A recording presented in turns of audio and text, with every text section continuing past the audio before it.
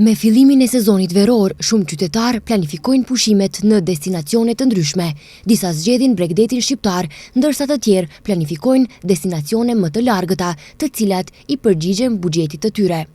Edhe këtë vit, agjencitë ndryshme turistike ofrojnë oferta të shumta për pushimet verore.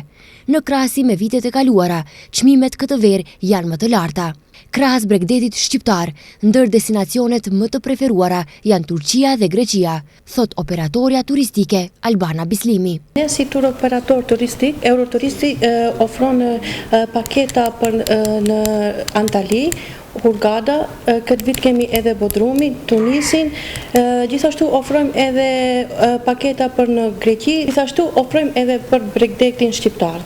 Edhe këtë vit ngelen Antalija me kërkesë më të madhe, domethënë për shkak të çmimeve paketë që i kemi. Pastaj kemi kërkesë për Shqipëri.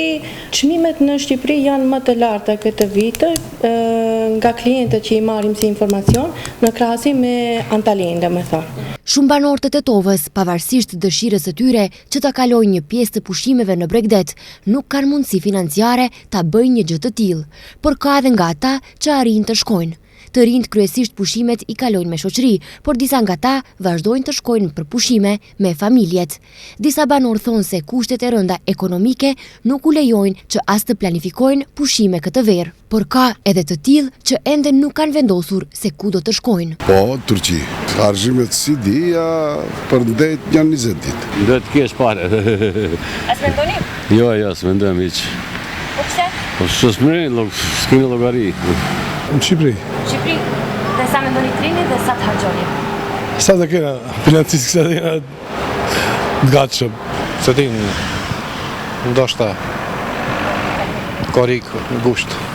Ndryshe Bregdeti shqiptar vazhdon të mbetet ndër destinacionet më të frekuentuara, jo vetëm nga shqiptarët, por veçanërisht nga të huajt.